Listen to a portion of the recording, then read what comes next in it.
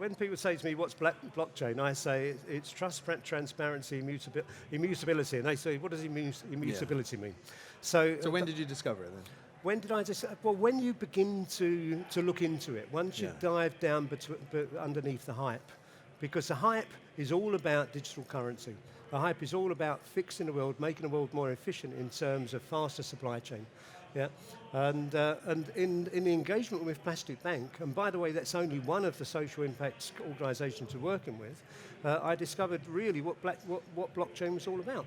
And blockchain in its simplest form is two pieces of data held together by a key, by a hash. That's what blockchain is. And it's no more than that, no more, no less. It's something called, for the techies, a Merkle tree. You put architectural layers on top of it, which means you can write applications to something like Ethereum or Hyperledger, but blockchain is just a chain of blocks held together by data. And then what happened in the world that made you decide to try to solve one or two of the world's biggest problems? I met a guy with a vision, and as an engineer, I just looked at how I could help him to achieve that vision. But in going down the journey, you realize that, as individuals, we all have great ideas. But how do we achieve those ideas? And we can't do it by ourselves. Not even the most intellectually and powerful guy in the world can do things by himself. He always has to engage other people. And what I learned is through David, actually, because his evangelism, you link up with people, you network with people. All of a sudden, you're not doing it by yourself, you're doing it with somebody else. So part of this journey, we introduced Plastic Bank to IBM, and now we've got Ginny Rometty's support on what we're doing. How did that happen? I mean, that's amazing. That's game-changing for Plastic Bank, isn't it? So it was. They were involved with other people before, didn't quite get the same traction. So it happened because I'm trying to sell IBM machines, right? Okay. So there's a commercial approach. Oh, absolutely. To solving the world's biggest problems. Social impact for profit. Charity dies away. If you get businesses driving things because they're going to make money from it, all you need to do is find the angle that says to them, this is good for you. So in the story, David Katz went to the big people, went to the manufacturers and said, you've got a problem, I can help you fix a problem by marketing. So they're buying into this because it greenwashes what they're doing, in effect. But when so greenwash is another word, which sounds like a nasty He said it, word. I didn't. No, I know.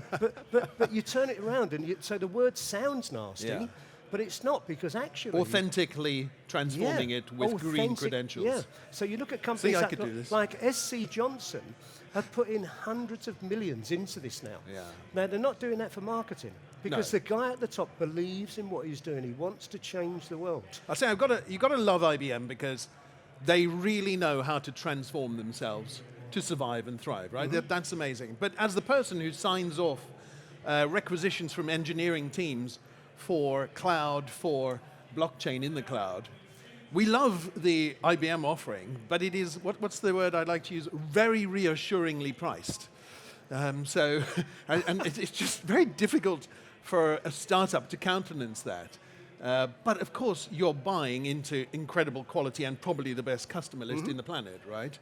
So I did hear, though, that actually the digital garage from IBM is actually making it much more accessible, which I'm hopeful about. So startups have money, and that's why companies like myself, and I think I'm unique, but I say companies like myself, are forming a bridge, because we say to IBM, if these people haven't got the money that you see, because IBM, they want money this quarter, they want money this half, they want money this year. Yeah. My business model is I might wait 2 or 3 years to get my money. Large organizations can't do that. Well, if you looked at, I haven't got a business plan, so I just work on, hope. But it's successful and it's working. Well, while we have her on here, I just wanted to make sure we give an opportunity to ask him some questions. I have one, but I just wanted to see if there's anyone in the audience that has a question for Ron while he's here, as he and his team set about solving some of the world's biggest problems. Just try and catch my eye if you have. It must be a burning question. I have a question. How the hell are they going to pull this off? There's one over there. I'm just going to sprint over the microphone. Would you mind standing so people can see? Yeah, you? sure. Just sort of stand over there, and then we'll sprint over like a microphone ninja. And would you say your name and then your question, please? My name is Priyank. how would you make money? Hi, Priya. As I said, I work like an angel. So I say to people, use my platform. I can help you get on the platform at a low place. I'll share in your equity. I'll take equity in your company. I'll take revenue share in your company.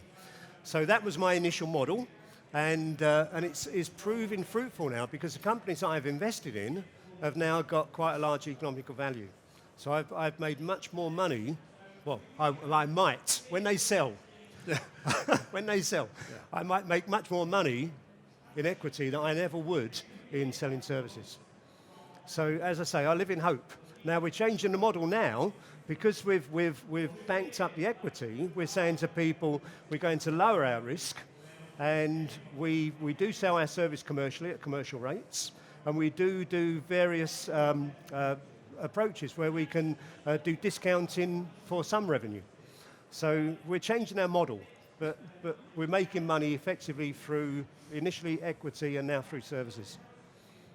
Thank you. Any other questions before we let Ron go? He's got to sprint away from here. Just one more in the front. Please say your name and then the question. Also where you're from. Kalea Taylor, Berlin. My question is about the tokens. Mm-hmm. Can you give a bit more of an explanation of how that is used? Okay. So the question is, how do we use tokens? So I mentioned tokens as our solution. So we use what is nowadays called a stable coin. So that terminology didn't exist when we created our system. But effectively, we have a fund of money. So people prepay for the plastic that they're going to buy. That money is paid into Plastic Bank and it goes into an escrow fund. Yeah? And then we use a digital token to represent the money that's in that fund. So as soon as the money gets paid into a token, it virtually comes out of the fund. It's still there in reality, goes through the process, so it goes through recycle points, goes through collection points, down to the finders. The finders spend the money through the service provider. The service provider then cashes that token in and gets the money out of the fund. So it's a completely closed system. Yeah, there's no volatility in a currency, and every token is backed by real money. So it's a true stable coin. So one thing that some people say is, you think about Bitcoin, the way that works, or gas in Ethereum. Use so much energy on each transaction. No, we don't do that. We use, instead of using proof of work, we use proof of stake. So the electricity calculator, the electricity used to calculate each token is less than the electricity you would use to send an email. Yep. Hang on, please say your name and then the question. This really is the last question. Hi, my name's Tom. So does the Plastic Bank take a cut before it goes into escrow? So Plastic Bank is a for-profit organisation. Yeah. So they do make money, but out the recycle side. So they sell the plastic into the recycling economy. Yeah. They also, but most of the money is invested in setting up the infrastructure. So if you think about it, what's required to do this? You've got to have collection points, you've got to have recycling points, recycling organisations, you've got shipping charges, all that stuff. So some of the money goes into setting that up. And because it's blockchain, it's all transparent. So you can see exactly where the money's going. So when they go to the large organisations and say, give us money, they can show exactly where the money goes. Their profit margins are open, so they do skim a bit off. But as I say, it's social impact for profit, and that's the thing that drives the system on and on.